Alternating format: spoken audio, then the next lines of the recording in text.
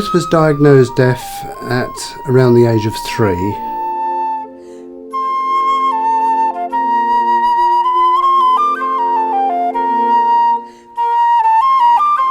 It's just amazing that someone could have reached that level on the flute, and to be about to do these concerto performances in Russia and in Britain with big orchestras from a point of view of not really being able to hear very much.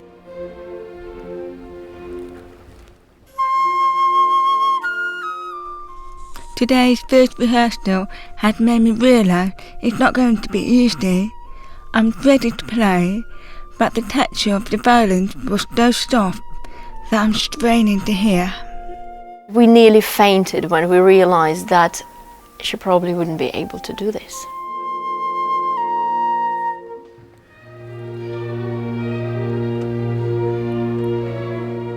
She asked if the piano could be moved, and after a lot of deliberation it was moved.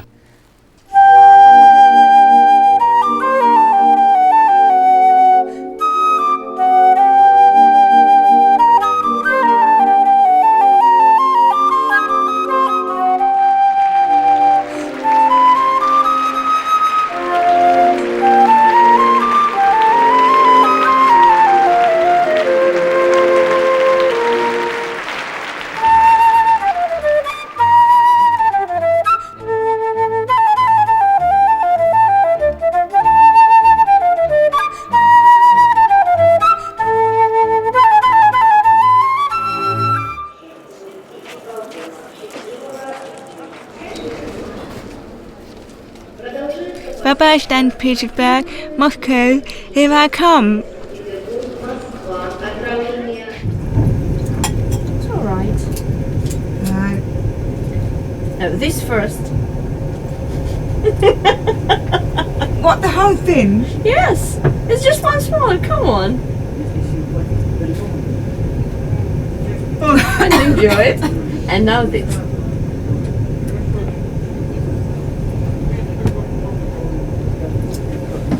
There you go.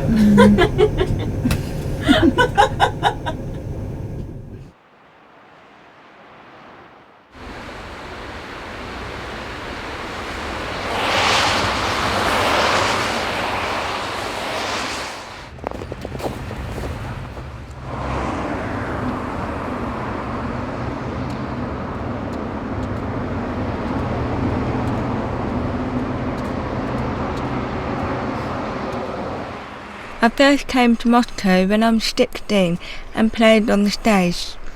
It was an incredible experience, and because of that I made the decision that I'm going to play professionally, as a soloist or with other musicians. Here I am back in Moscow. I know I've already played in St. Petersburg, but here the important place to me. It all began for me here. I feel quite emotional about tonight. I'm excited, but at the same time I've got mixed feelings. It reminds me of my first visit.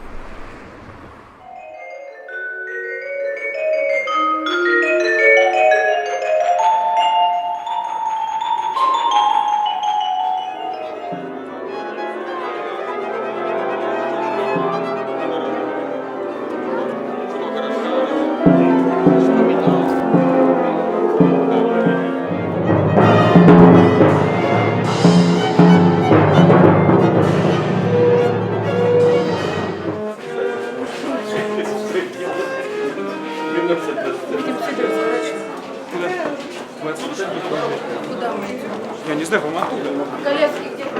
Вот здесь.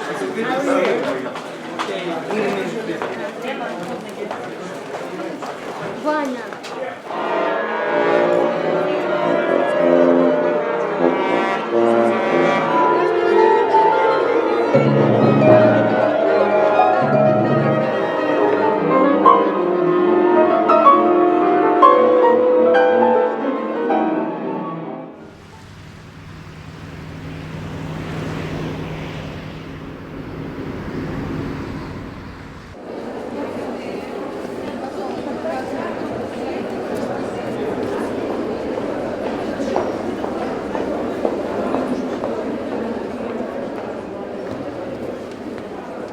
A couple of days ago, we got a phone call to say that there was going to be a group of musicians playing here tonight from the UK, and that in the group there was a deaf flautist and a deaf percussionist. I was able to get 15 tickets and gave them out to our people who were interested in coming. The rehearsal today was much better. I think it was because the acoustics are different. The stage is smaller compared to St. Petersburg, which was very big, though the other musicians were far away from me and I'm straining to hear. We are closer now and I'm hearing much better. Plus I've got good eye contact with the conductor. I feel much more relaxed, I'm happier, and I hope I still feel that way tonight.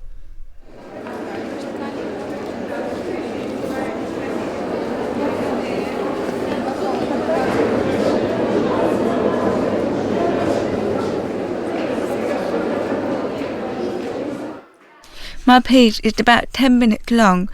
You might think that 10 minutes doesn't sound that much, but there is so much I have to remember.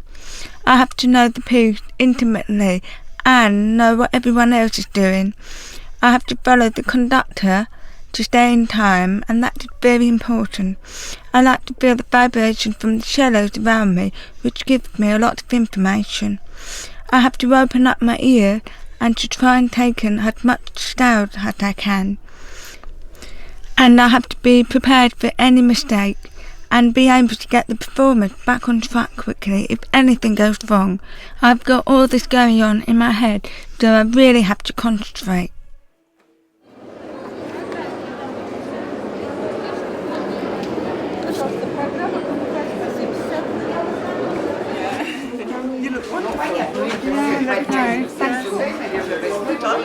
Yeah, where?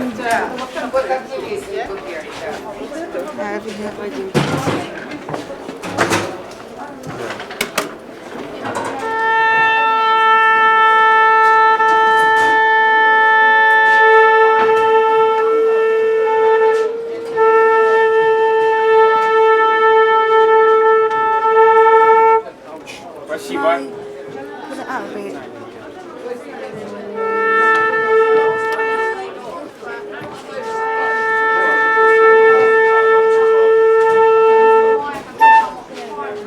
Good luck. Thank you. Thank you.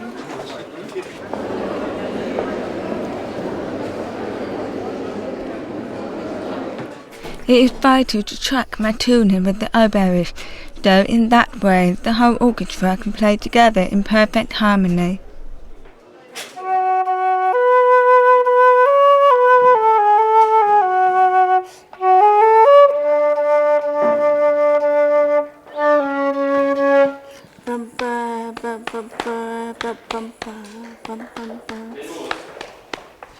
I can read that. I know what music that is. It's Bolero. It was written by Raphael, a French composer. That's great.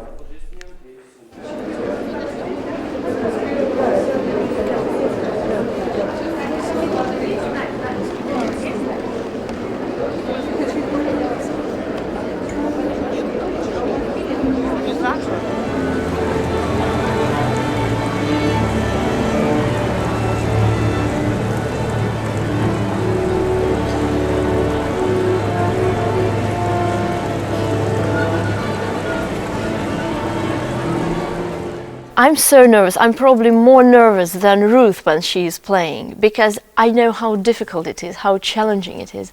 And when it is a success, it's really overwhelming.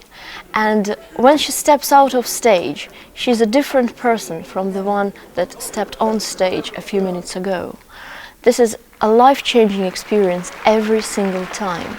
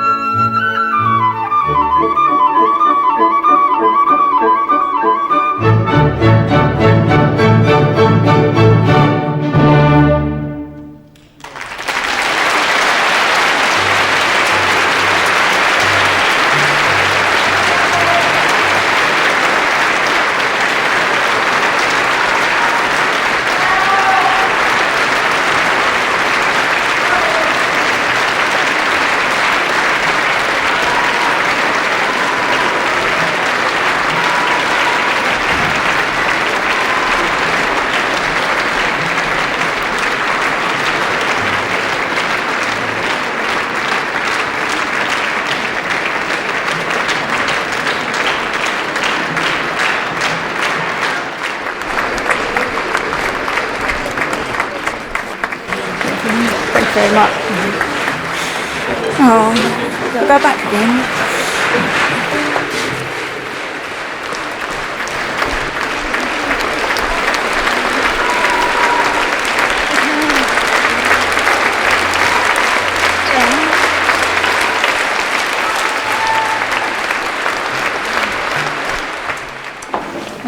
You're the best. Thank you. It was better. We did, It was better than Big Spoke. Yeah, I'm glad I picked up, you know. Oh, thank you very much. Thank you for everything. It's a pleasure. It's a pleasure. I've never been to see someone playing the flute before, and it's interesting that she's deaf. I couldn't hear the music at all, but I asked the interpreter if she was good, and was told she was exquisite. I could see that she was really working closely with the conductor, and I thought it was all very good. It was amazing that that woman playing the flute is deaf. We don't have anyone like that here in Russia. She can play, and she's definitely musical. She can feel the music, she perceives the sounds maybe not the way we do. It was a lovely performance. She had a lovely tone. She looked lovely, and all the little problems we've had melted away tonight. We thought she played really well. We guess she was nervous. We were very nervous for her, but she carried it off so beautifully, and we just felt that she'd really achieved the things that she'd really wanted to do, and we felt that the audience here were for her. So we're very pleased with tonight's performance. My parents are passionate about music, and they've passed that passion on to me. I grew up with music and chose the flute as my instrument. I'm impressed. Thank you. And thank you for coming tonight.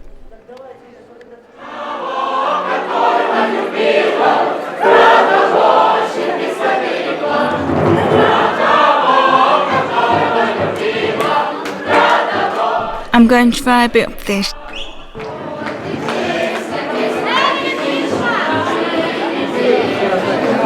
You can never be too perfect, can you? Yeah. So happy.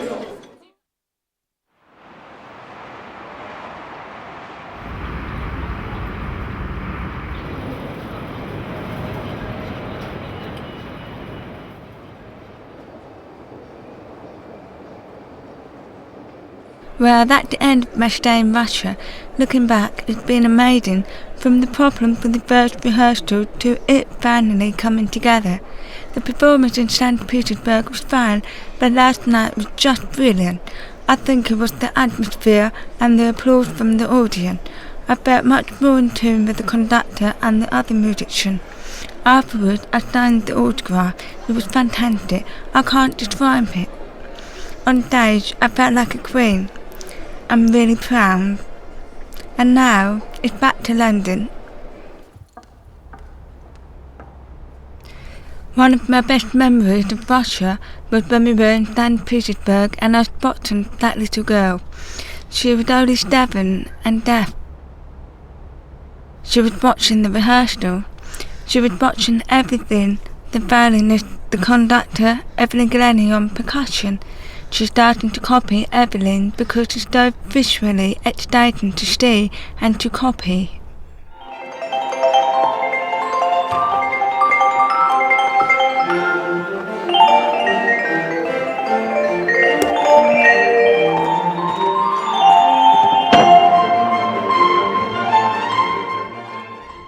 What's fascinating is that there's already music there. It's innate. It's really thrilling to see that happen. She's the reason why I want to develop, nurture and encourage children like her. That's why it's so important that music is on the curriculum for both deaf and hearing children, to give them that experience. Not everybody will achieve great things in music, but they should be given the choice to take it up if they want to. That's why it's important that all children are introduced to music.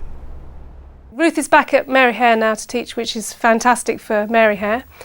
She's going to develop, I think, a unique way of teaching.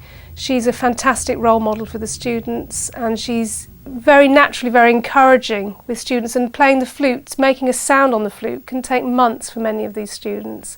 So her gentle approach, but her very determined approach in a sense with them also, draws them into playing very quickly. I used to play the flute in primary school, but when I came to Mary Hare I gave up.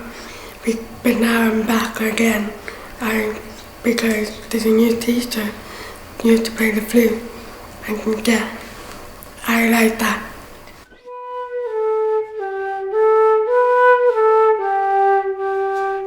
What can you hear? The music, the high and low. Can you hear?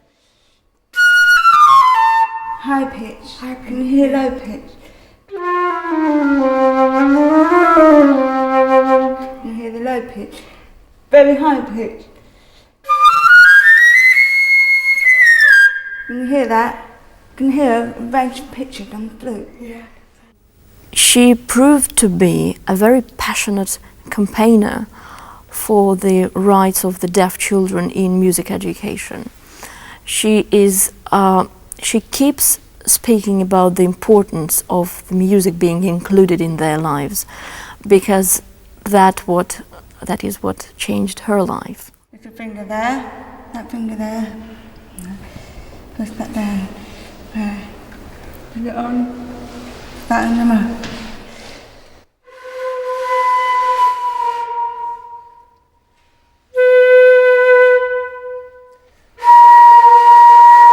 You can do that. Yeah. You make a lowish down, blow the air gently.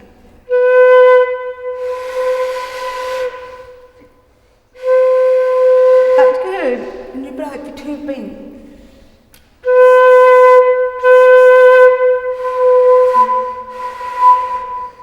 It's clearer to understand deaf teachers because they know that you're deaf as well, and they know how to communicate properly with you. You burst things through.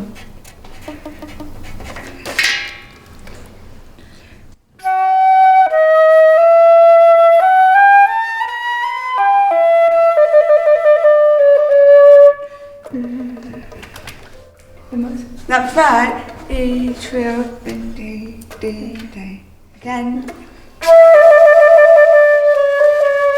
Again. Now a bit quicker. You will get the hang of it. What was your lesson like with me today? I enjoyed it. It's nice to have a deaf person teach me because they know how I feel. Yeah. Did it make any difference or? It makes difference because now I know, because my other teacher's hearing, and so when I see her play, I think I'll never be able to play like that. But seeing another deaf person do it gives me more confidence. Very good, thank you. Many deaf people really enjoy music and can appreciate music, and there are many deaf people that absolutely hate music.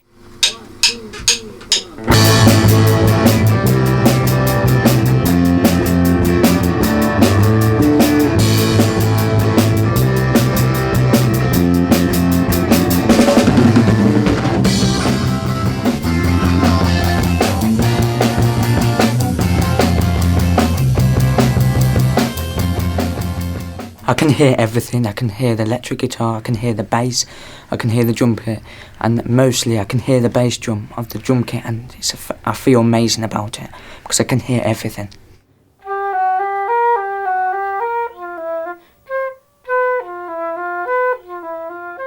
My hearing students don't know that I'm deaf because I'm here as a flute teacher. When they come to me, it's for me to teach them. The communication methods are different. They don't need to be looking at me because they can hear me when I'm talking.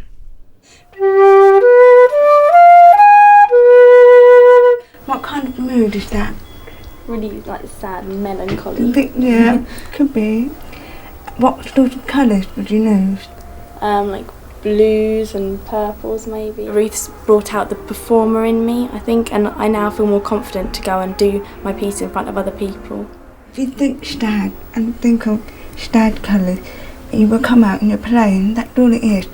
Don't have a go now, play with Start emotion. See if it comes out and you're playing. Then play again. This time you should feel the difference. Okay?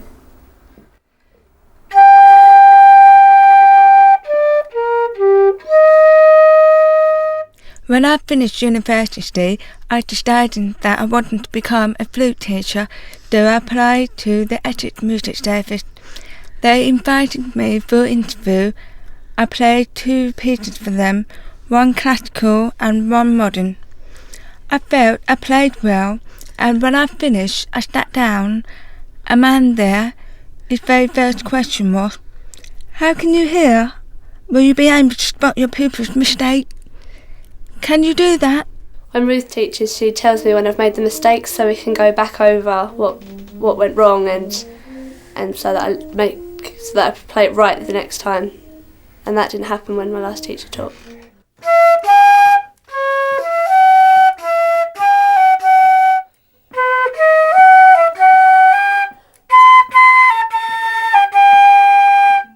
That was feeling your pop rhythm is improving. I'm especially pleased that you carried that rested. Before you never need to, you just play on when it pleases you. But now you're taking account of the rested. That is important. 1, 2, 1. Make sure the bass note comes out in a positive way. Ready and play it loud.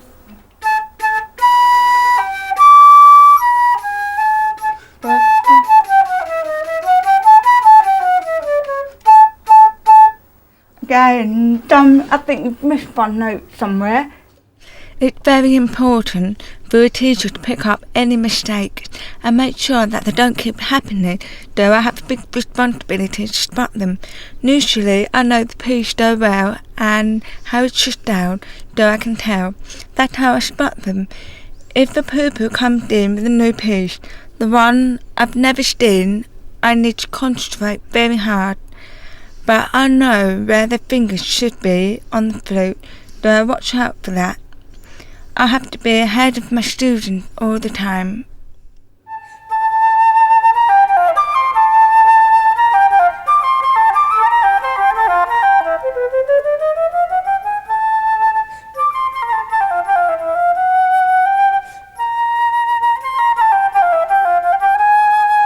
Today with Ruth is going to be, I think, a learning curve for me too, in terms of how much she can actually pick up with the hall. It's a very resonant hall here, and it'd be interesting to see if she can pick up, you know, whether she's playing loudly or softly. And so it's going to be really concentrating on getting her to fill the whole hall, which is very different from playing in a small practice room. The first thing I'm going to do, if you don't mind, I'm going to move the stand. Because what I just want you to experiment a little bit. Okay. Just really opening up the sound. So big breaths. So that's the first thing. I mean, you're looking in exactly the right place, which is right at the back. And it's like you have to tell your story right to that person there. The most important thing I'm learning today is projection of sound using changes of my body movement. At the beginning, I played for him and then he taught me how to make the sound much bigger by leaning back. It made a big difference to my sound.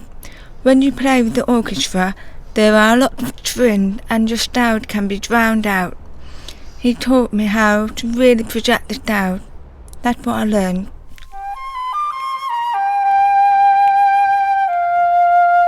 Okay, it's excellent. I think you can pull out even more. Let's just try and pull out a little bit more. Okay. Quite often when I teach flute and we come to like a bigger hall where obviously Ruth is going to be playing, quite often it's a bit of a shock to them how much they have to breathe and how much they have to work to really fill the hall. So quite often they'll end up using a lot more breath just because it's a bigger place, and the tonality of the flute tends to get quite high, so then you have to accommodate by just pulling the head joint out slightly just to make more room in the tube. So in actual fact you're making the tube flatter, so it's really to accommodate a bigger breath. I think when you play in a small room, sometimes the breathing can sound very noisy. So then we tend not to breathe very much. You kind of go, ooh. And, you know, but if you're projecting the sound,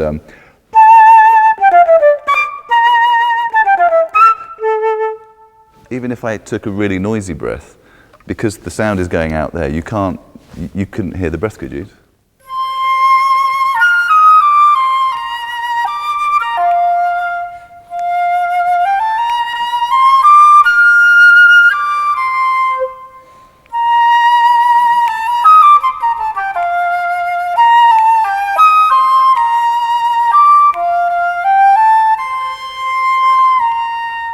Excellent.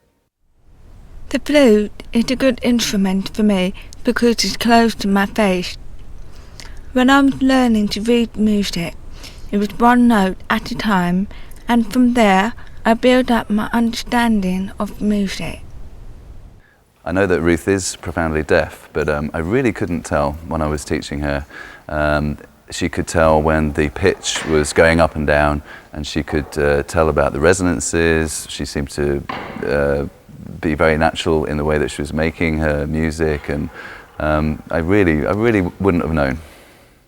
I remember in the beginning it was new and new style to my ears. I committed each note to memory one by one. I had to use hearing aids. The more I learned, the more I became knowledgeable, enabling me to play fast pieces. It's a slow process. I would get things wrong and my teacher would point it out for me. Eventually my fingers would tell me if I was playing the right note correctly. You develop a relationship with the instrument. When I asked my deaf friend if they would come to my concert to support me, some of them were fine. Some of them said things like, "Oh, that means I'll have to look for my hearing aid. I haven't worn them for years." Some of them, when they left school, they threw their hearing aids away and never used them again. Though some will wear their hearing aid and others will just watch, which means their eyes are their ears.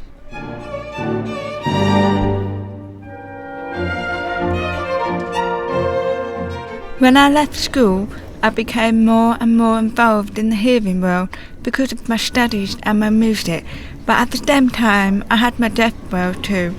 That's where my social life was, where I could switch off and understand language. But tonight, suddenly, these two worlds are coming together. In the audience, I'm going to see my deaf friend and my hearing friend.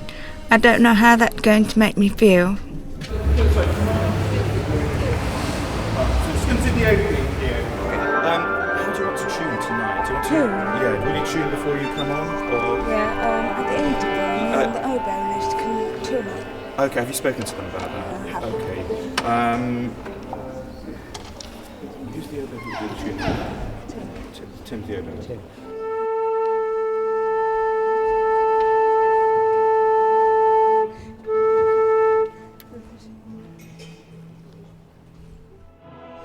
My piece was written in 1806 by a German composer and it's in two parts. The verse is slow and heartfelt.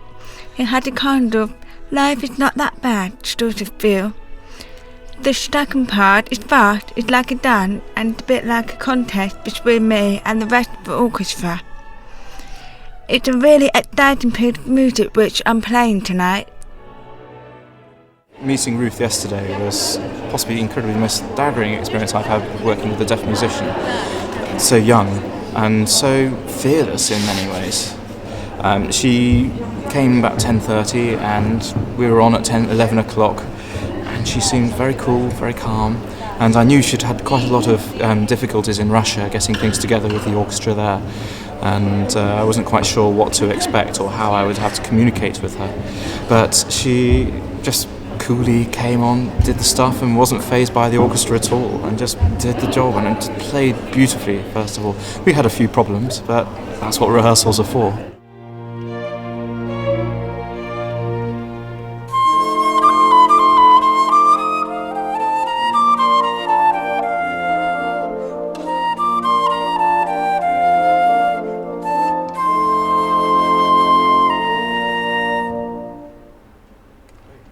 Brilliant.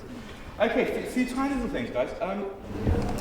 Ruth should just continue, keep at it, keep the dedication that she has at the moment, and the amount of work she must have to do to know the music as well as somebody without a hearing impairment would know the music. It must be staggering. I mean, it's very hard for us to know or even quantify.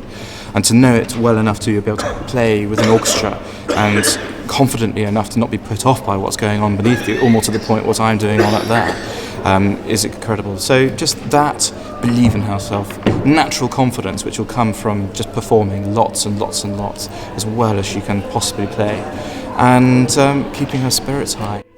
I've written a postie to give to my friends so that they can read what the piece is about. Things like when it was written and so on. Hopefully they will have a bit of an understanding and it may help them appreciate it. This is the piece I'm playing tonight. It explains a bit about it.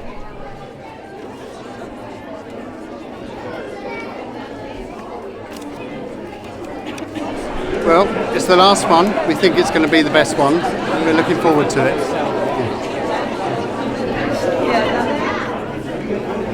Are you nervous? A little bit, but I'm not letting it bother me. How was Russia? Russia? Oh, it was good. It had it up and down. At the beginning, it wasn't gelling, but we worked on it and it got better. It was tough and pretty stressful, but I got through it. I'm expecting tonight to see what a musical performance is like, because I don't know anything about music. Maybe I'll be able to tell the different notes like A, B, E, F. Ruth is deaf and she can do anything. Any deaf person can get involved in music like hearing people. Anything is possible. I didn't know there was a deaf flautist playing tonight. I saw it in the programme and I think it's just inspiring really for us all. I've learned to play the violin and I find it hard enough being able to hear what I'm playing. So it's quite inspiring to have someone who is obviously just feeling the music and being able to play from that. I'm deaf and I know nothing about music, but I've come here tonight with an empty sandwich packet. I'm hoping this will pick up the vibrations of the music. It's better than nothing. I believe that every single young musician who is on this stage today, singing in the choir or playing in the orchestra, deserves a personal introduction. From that door here. Yes. That door. Where'd you put here? There we go.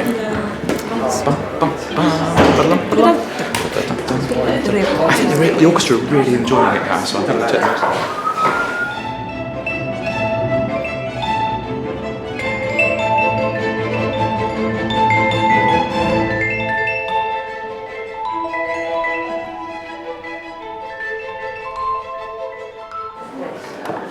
I've dreamt of this for years, and now I'm here, about to go on. I'm feeling quite nervous. I think when I get out there and hear the applause, I'll be fine.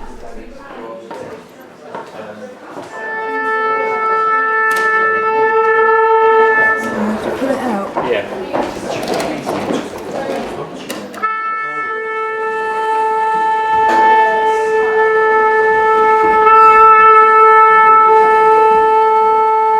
As soon as you get out there, take a bow. Okay. Get your music there. Okay, let's go. Ready? Let's go, please.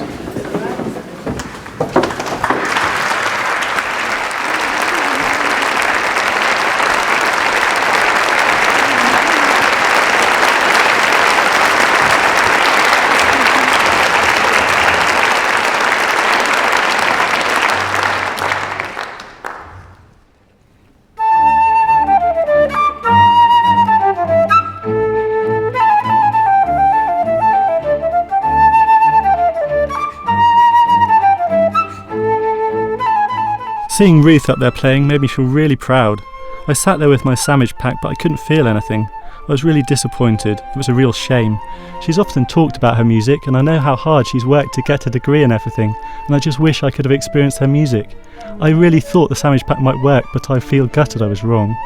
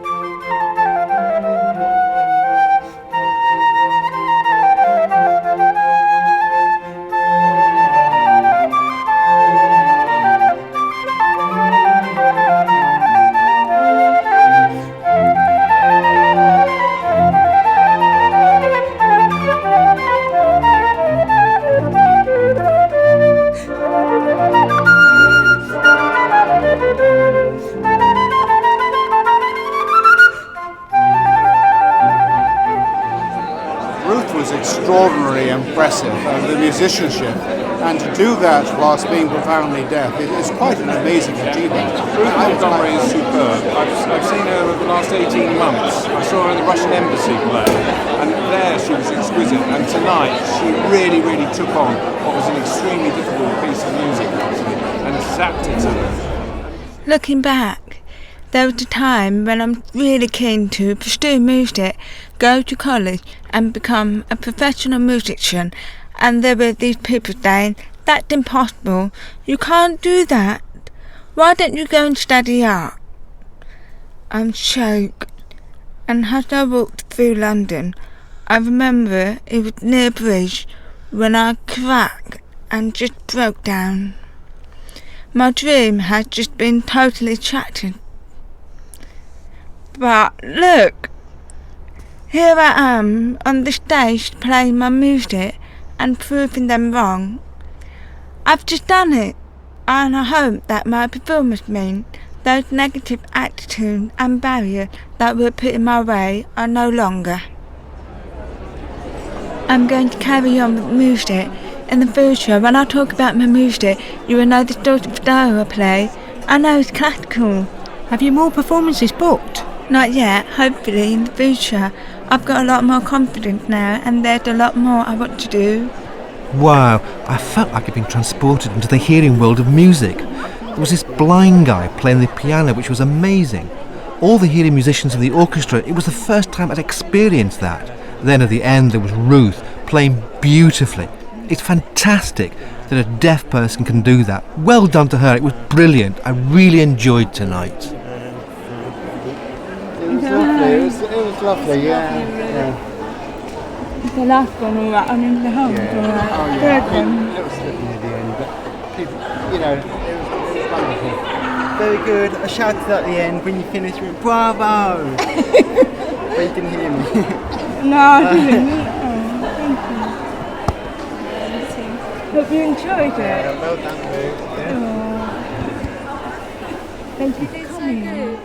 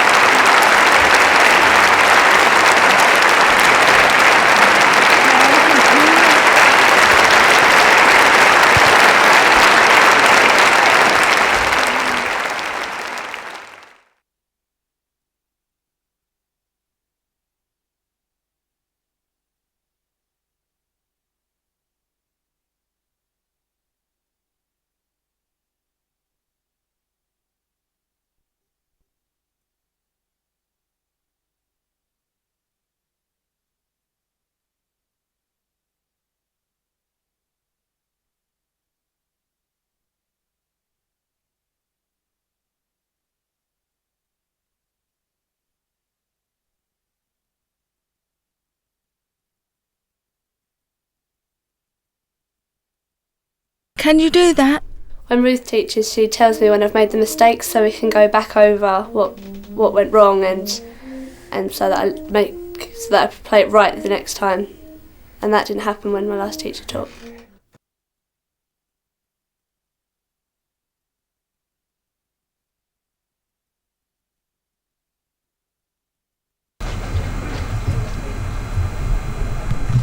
Speak.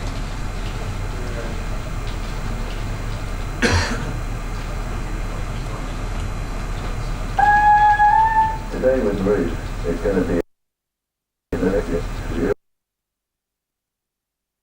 it's going to be, I think, it's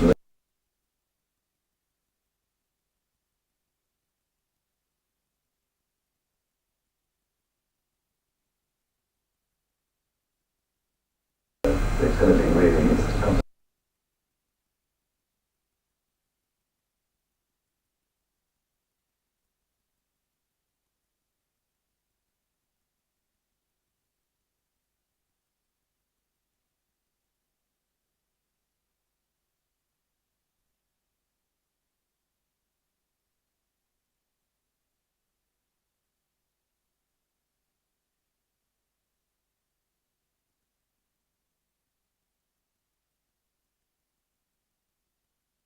practice room. The first thing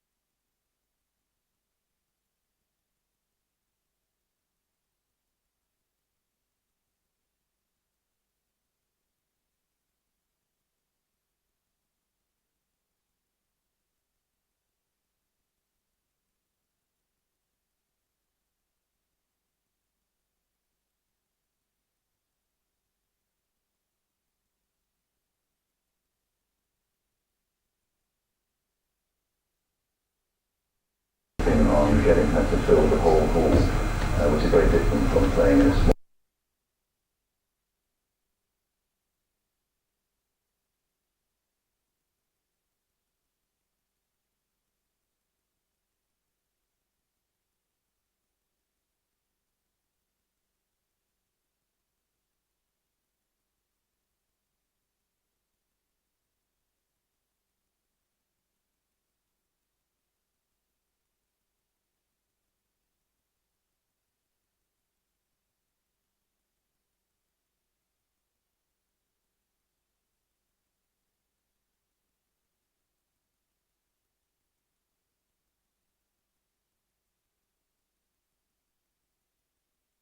Hall, which is very different from playing in a small practice room.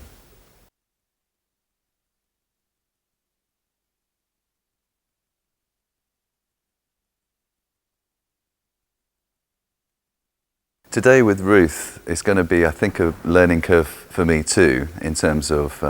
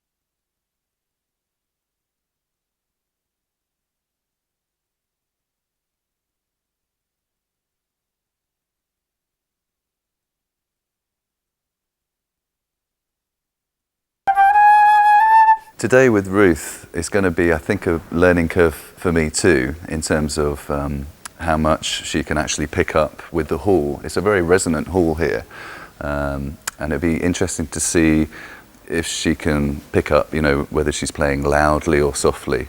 And yeah, so it's going to be really concentrating on getting her to fill the whole hall, which is very different from playing in a small practice room. The first thing I'm going to do, if you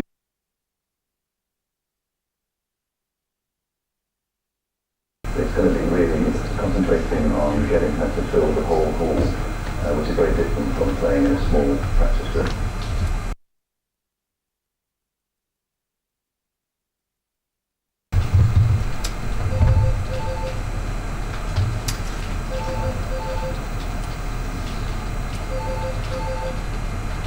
Now, even more, just try to pull out a little bit more. Okay. Quite often when I teach,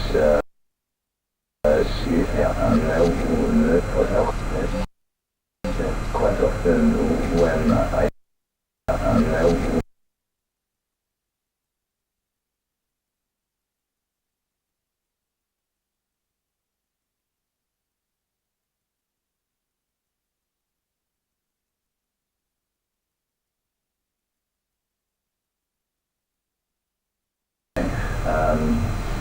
quite often it's a bit of a shock to them how much they have to breathe and how much they have to work to really fill the ball. So quite often they'll end up using a lot more breath just because it's a bigger place, and the tonality of the flute tends to get quite high, so then you have to accommodate by just pulling the head joint out slightly just to make more room in the tube. So in actual fact you're making the tube flatter, so it's really to accommodate a bigger breath. I think when you play in a small room, sometimes the breathing can sound very nice.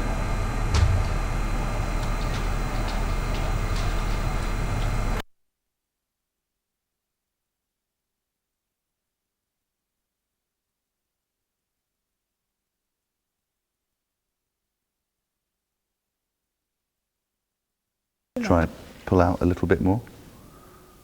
Okay. Quite often when I a little bit more. Okay. Quite often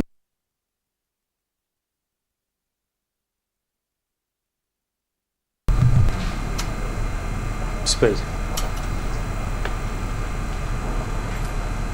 Time and build on that and practice and then you develop my skills. I know that Ruth is profoundly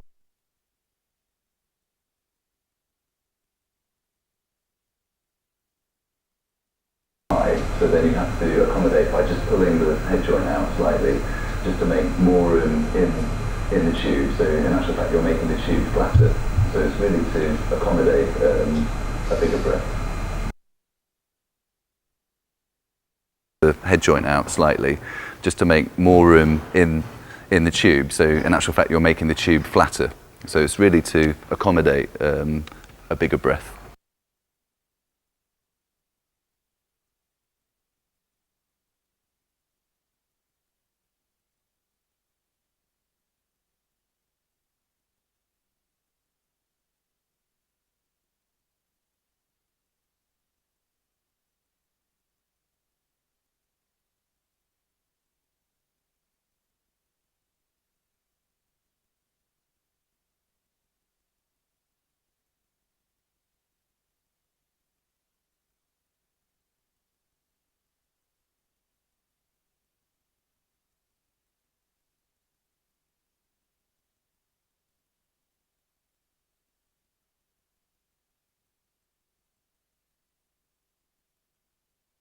Have to accommodate by just pulling the head joint out slightly just to make more room in the tube, so in actual fact you're making the tube flatter, so it's really to accommodate a bigger breath.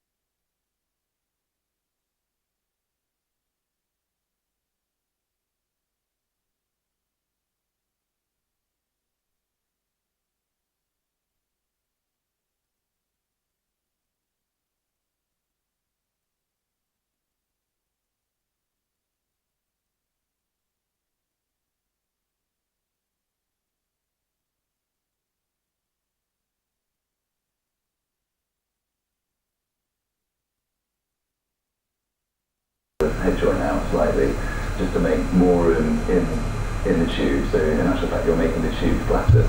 So it's really to accommodate